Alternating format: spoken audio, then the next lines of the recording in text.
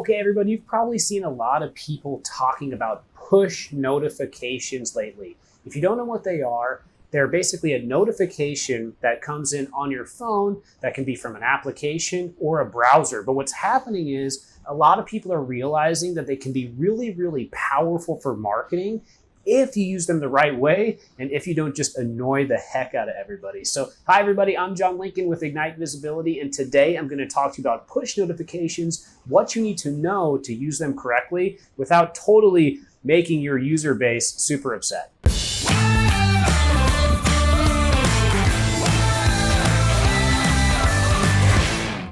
Make sure to take the time to click the bell and subscribe if you're on YouTube so that you can get future videos. Okay, so push notifications can be a couple different forms. So what I'm talking about today is browser-based push notifications. So a notification that comes in on Chrome, for example, that pops up usually on the bottom right-hand corner of the screen and has a call to action. If you're subscribed to our push notifications, you'll see that whenever I do a new podcast, that podcast goes out, and it goes out to a lot of people. Over 50,000 people get our push notifications now. And that's a big deal, right? That's a big distribution list that's been built up in a very short amount of time. It actually only took about 30 days to build up that push notification list to over 50,000. In addition to that, we see really, really high open rates. So an open rate for a push can be anywhere between 50% and 30%, and click-through rates anywhere between 5% and 10%, depending on how great the call to action is. So when you hear those numbers, you understand that push notifications can be really, really powerful as a distribution source. So the more traffic you have, the more people who are coming to your website, there's a huge opportunity to build a list with push notifications. And oftentimes you'll get a really high opt-in rate too. So while email opt-in rates might be in the 3% range or the 5% range or the 1% range, depending on the type of business you have, with a push notification, the opt-in rates can be much, much higher. They can be in the 20 to 30% range, depending on the type of traffic that you have and where you're firing the push notifications and the call to action that you have for people to sign up. So really powerful numbers for push notifications. So now that I've kind of sold you on that, or at least given you some information, let me now talk a little bit about the execution of push notifications and what you need to know. Okay, so generally there'll be an automated welcome message that has to do with the push notification. So thank you, you're now subscribed to push notifications that are gonna come from us. But in addition to that, you can do something else called a waterfall. So what is a waterfall? Well, a waterfall is a series of automated messages that come in through the push notification. And this can be anything you want. It could be sign up for the newsletter. It could be check out this video series on search engine optimization. It could be, sign up for this course. It could be, like us on Facebook or subscribe to our YouTube channel, anything you want, right? And there's a whole thing around automation sequences and how you should approach those I'm not going to go into now. But the waterfall push notification is really, really powerful because you can get somebody into a sequence. You can also drive them nuts and have them opt out. I'm going to kind of circle back to that in a minute. Another thing you can do is you can do just simple one-off notifications. So one-off notifications are when you set up an automated push and you just treat it basically like you would an email newsletter.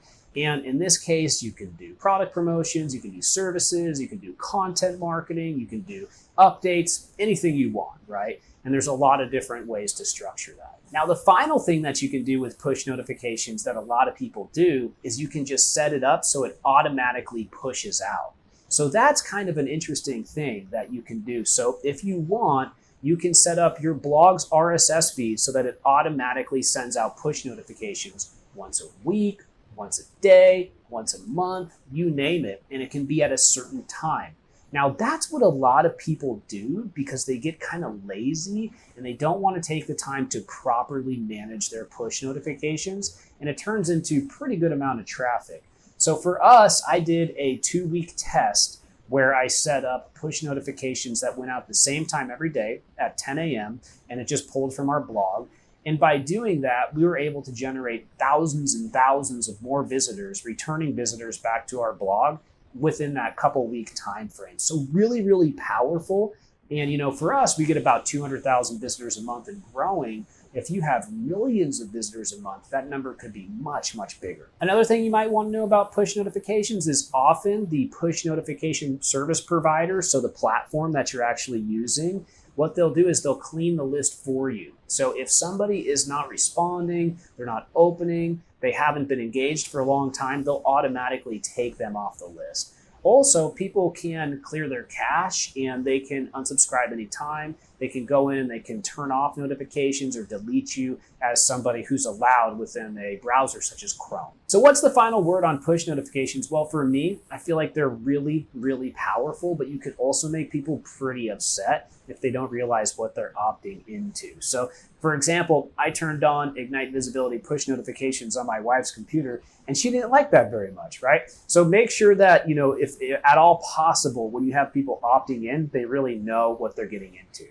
Also, you don't want to just be sending them too much stuff on too consistent of a basis. So once a day, like I was doing, is kind of a lot. Once a week might be a little bit better, or just building it up and using a more targeted approach is going to allow you to have more sustainability. But I'm happy that you can learn from a little bit from some of the different tests that I've done in this video so that you can handle it correctly. At the end of the day, I feel like pretty much every website should have a push notification strategy. I see no reason why you wouldn't want to build a big list and then use it for those important things like holiday promotions, important content marketing, promoting events that you're having. It just makes sense, right? So push notifications should definitely be something that are on your roadmap this year. That's it for this Ignite Visibility University. Make sure to like, comment, and subscribe. I'd love to hear about how you're using push notifications. See you next time. Bye.